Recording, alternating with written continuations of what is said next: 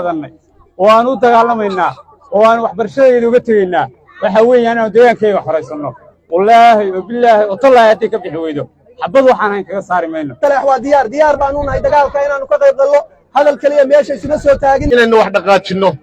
oo dagaalanno oo ciidamo keenno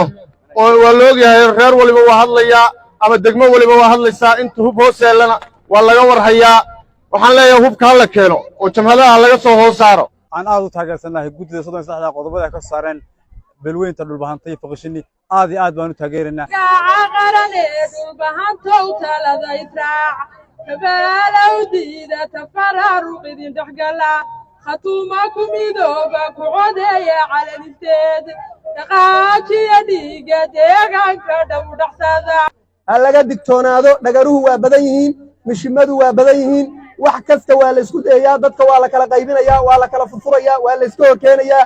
qabiil baa dadka lagu dhex gelayaa qabiil marka wax kale la waayo intaasaan ku soo koobayaa salaam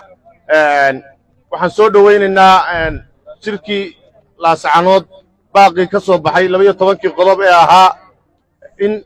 dal walba uu ka hadlay dal iyo dibadba degmo walba meel aan laga hadlin ma jirto waxaan leeyahay yay noqon laab la kac iyo hiikac oo halka ayaa lagaga hadhin baasha saxaafad kaliya yay naga ahaanin actis baa laynaga rabaa wax qabad inaynu wax dhaqaajinno oo dagaalanno oo ciidamo keenno oo waa la ogyahay reer waliba waa hadlayaa ama degmo waliba waa hadlaysaa inta hub hoos yeelana waa laga warhayaa waxaan leeyahay hubka hala keeno oo jamhadaha laga soo hoos saaro oo waxa weeye jamhadii khaatumaha la xoojiyo halkan joognaa waa taleex waa xarunta daraawiishta waa qalcadda silsilad weeyaan waxaan aad u bogaadinaynaa aan aad u taageersanahay guddida 33 qodobbada ay ka saareen balweynta dhulbahantay faqashini aad iyo aad baan u taageeraynaa waxaan u leenahay Soomaaliland ma doonano meel ay joogtana ma doonano nimanka horgaladana waxaan u leenahay ilmaada Reyaalo iska noqda ilmaada Reyaalo tan wajiidima yaala wajineed kama soo horeeyo toobaduna way idin furan tahay adaad macna soo toobad keenaysan soo toobad keena tani waa way dhaqaaqday waa SSC waxa weeyaan waa dadkii xaruntii weeyaan laga soo halgamay waxaan diyaar u nahay inaanu difaacno dalkayaga deegaankayaga iyo diintayaga jabhadda argagixisada SNM ee digniiratada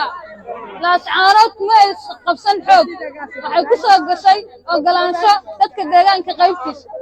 waxayna kaga baxaysaa qori caaradis kaasaa naga dhaxeeya annaga iyo idoor kollay dhulbahanta wuxuu aqoon u leeyahay PhD ka wata dagaal baa jira kollay inta waxaan leeyahay dad waxaanu nahay Soomaaliland arshi iyo ceelba wadaaga si gobonnimo leh islaamnimo leh deegaanada dhulbahanta iskaga baxa hadaa ka bixi weydaan dagaal baanu ka xignaa aqoon waxaan u leenahay dagaal baa jira aanu gaal annaga seefo wadana kala hortagnay isagoo qori wata maanta annagoo qori wadana waxaanu idinka aqoonsanana maaha xabad baanu idinka xignaa dadkeena magaaladeena garada degmadeena taleex waxaa inoo ballan horgaladu hadday yimaadaanin diyaar ma u nahay inaynu ka hortagno inaanu ka saarno magaaladeena diyaar ma u nahay soo diyaar ma inaynu ka saarno magaaladeena miyaynu ogolaanaynaa magaaladeena in laysku sawiro miyasaa inoo ballan SSC guul iyo gobonnimo cududda dalka iyo dhallinyarada weeye iyo innaga weeye cududda dalku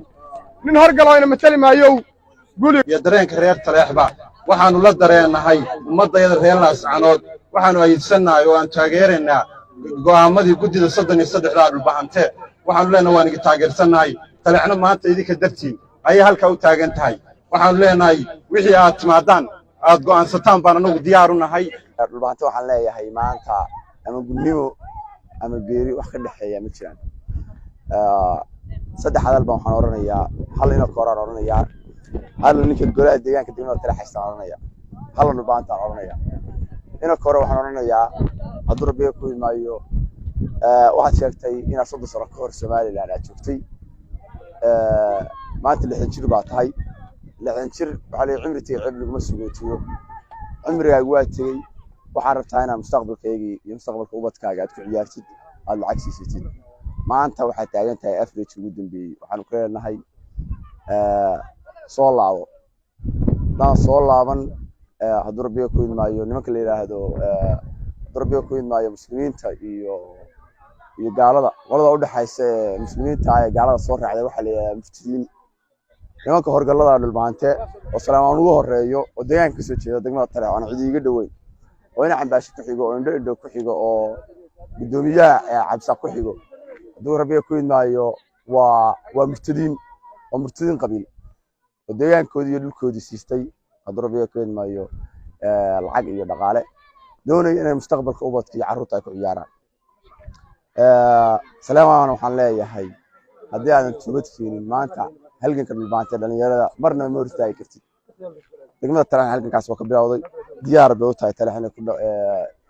dagaalka ay bilowdo degmadu waa ka safaynay hadda cadowgii